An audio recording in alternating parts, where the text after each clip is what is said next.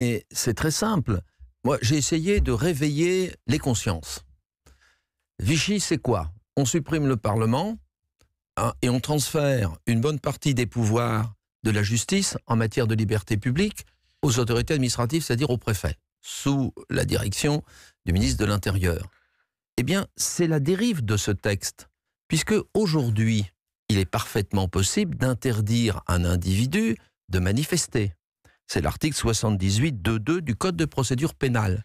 Mais ceci, c'est une réquisition du procureur de la République.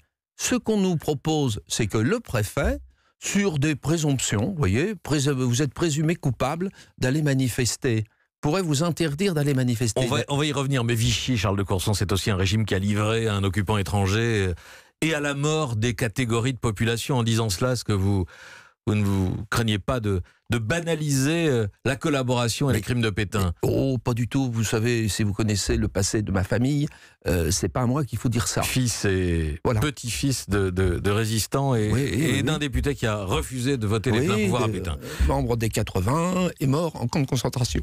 Alors, pas ce genre d'argument me concernant. Bon, mais la création du fichier, puisque dans le texte initial, il y avait aussi la création d'un fichier spécifique. Il n'y en aura pas.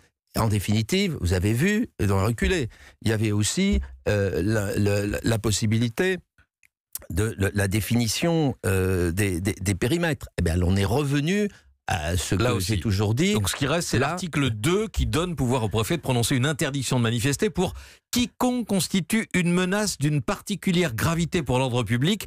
Pour les individus qui ont déjà commis des atteintes graves aux personnes et aux biens, c'est ce qui existe pour les accès au stade depuis 2006. Est-ce que cela mérite une telle indignité? Vous n'avez pas lu jusqu'à la fin le texte. Il y a un deuxième cas. C'est écrit en langage parlementaire, oui. Il y a un deuxième cas, si vous voulez. Non, ce qui est inacceptable, c'est la présomption de culpabilité. Ça, c'est inacceptable. Ouais.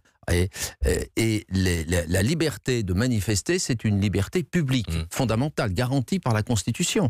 D'ailleurs, j'ai dit au ministre, si vous insistez là-dessus, on ira jusqu'au Conseil constitutionnel.